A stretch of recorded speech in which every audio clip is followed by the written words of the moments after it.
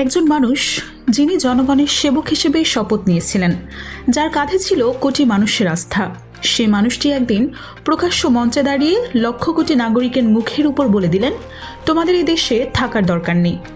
কিন্তু ইতিহাস সাক্ষী, ক্ষমতা কাউকে চিরকাল রক্ষা করেনি, আর এবারও হলো না। আদালতের রায়ে কাপুল গোটা রাজনৈতিক অঙ্গন কেঁপে উঠল। যে মুকুট মাথায় ছিল, সেই মুকুটই এবার বোঝা হয়ে চেপে বসল। আজকের স্ক্রিপ্টে আমরা শুধু একটা ঘটনা নিয়ে কথা বলবো না, আমরা খুলে দেখব সেই পুরো চেইন রিয়াকশন, যেটা একটা মাত্র বাক্য থেকে শুরু হয়ে গোটা একটা রাজ্যকে ঝাঁকিয়ে দিল। পশ্চিমবঙ্গের রাজনৈতিক পরিমণ্ডলে দিলীপ ঘোষ নামটা নতুন কিছু না, বিতর্ক যেন তার ছায়াসঙ্গী। কিন্তু এবারের ঘটনাটা আগের সব কিছুকে ছাড়িয়ে গেল। একটি জনসভায় দাঁড়িয়ে তিনি সরাসরি বলে বসলেন, এই দেশে নামাজ পড়ার কোনো জায়গা নেই, প্রয়োজনে পাকিস্তান বা বাংলাদেশে চলে যাও। এখন এই কথাটা কেন এত বিস্ফোরক, সেটা বুঝতে হলে আমাদের একটু সংবিধানের দিকে তাকাতে হবে। ভারতীয় সংবিধানের 25 নম্বর অনুচ্ছেদে স্পষ্ট ভাষায় বলা আছে, প্রতিটি নাগরিকের নিজের বিশ্বাস অনুযায়ী ধর্ম পালনের পূর্ণ অধিকার রয়েছে।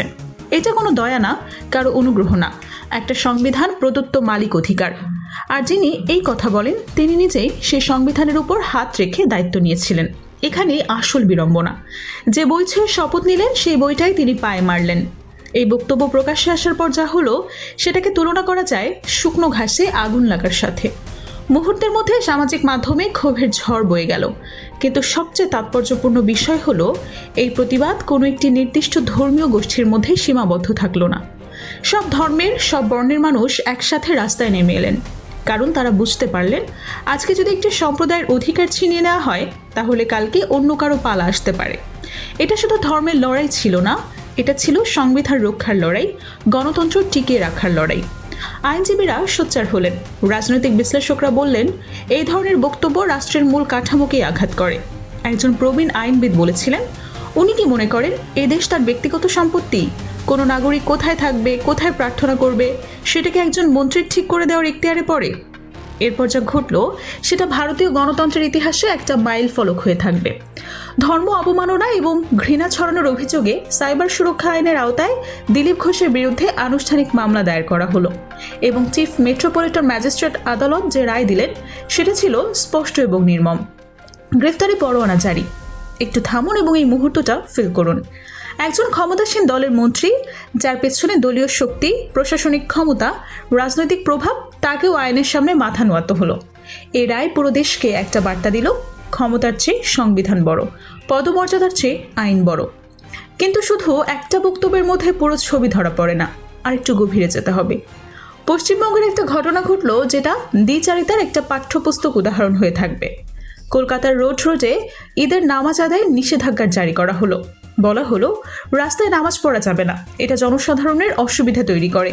অনেক মানুষ সেটা মেনেও নিল। কিন্তু ঠিক তার কিছুদিন পরেই সেই একই রোডে পুরো 7 জনের জন্য সম্পূর্ণ বন্ধ করে দেওয়া হলো, যোগ দিবস উদযাপনের জন্য।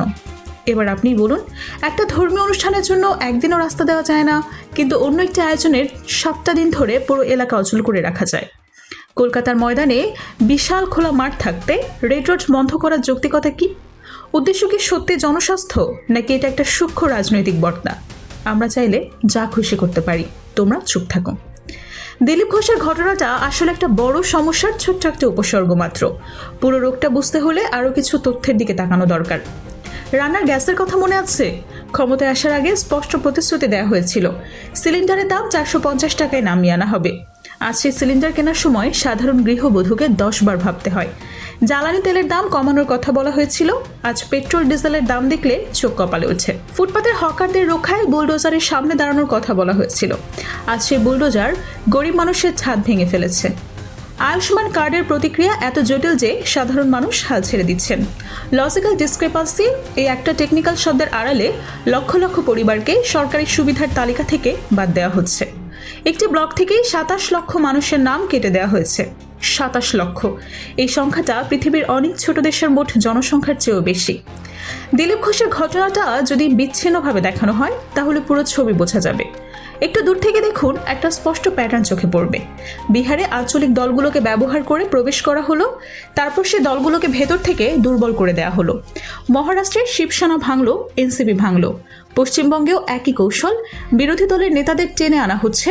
যাদের বিরুদ্ধে আগে দুর্নীতির অভিযোগ ছিল, তারাই এখন পরিষ্কার হয়ে গেছেন নতুন দলের ছাতার নিচে।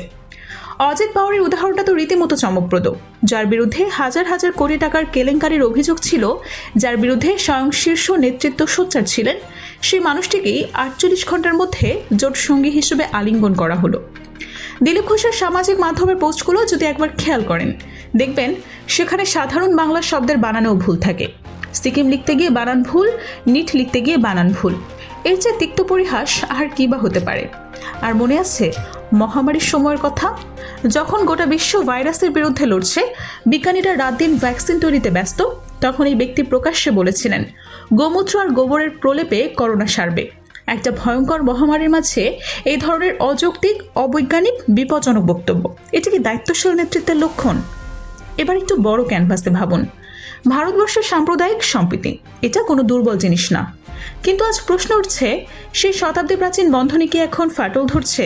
হিন্দু, মুসলিম, শিখ, বৌদ্ধ, খ্রিস্টান, এই যে বৈচিত্র্যের মধ্যে ঐক্য, সেটা ভারতের ভারত করে তুলেছে, সেটা কি ক্রমশ দুর্বল হয়ে পড়ছে উদ্দেশ্য প্রণোদিত রাজনীতির চাপে? তবে আশার কথা হলো, দিলীপ ঘোষের বিরুদ্ধে যে ব্যাপক প্রতিবাদ হয়েছে, সেখানে সব ধর্মের মানুষই একসঙ্গে ছিল, এবং এটাই গণতন্ত্রের সৌন্দর্য। এখন প্রশ্ন আপনাদের কাছে, আপনারা কি মনে করেন এই শাস্তি যথেষ্ট, নাকি আরও কঠোর ব্যবস্থা নেওয়া উচিত? যেদিন আইন ক্ষমতার কাছে মাথা নোয়াবে, সেদিনই গণতন্ত্রের মৃত্যু হবে। কিন্তু আজকের এই রায় প্রমাণ করলো সেদিন এখনো আসেনি। এই ভিডিওটি শেয়ার করুন, যাতে আরও বেশি মানুষ সত্যটা জানতে পারে। সাবস্ক্রাইব করুন এবং বেল আইকন চালু রাখুন, কারণ আমরা প্রতিদিন এমন গুরুত্বপূর্ণ বিশ্লেষণই নিয়ে আসি। পরবর্তীতে ভিডিওতে আবারও দেখা হবে। ততক্ষণ পর্যন্ত সচেতন থাকুন, ঐক্যবদ্ধ থাকুন।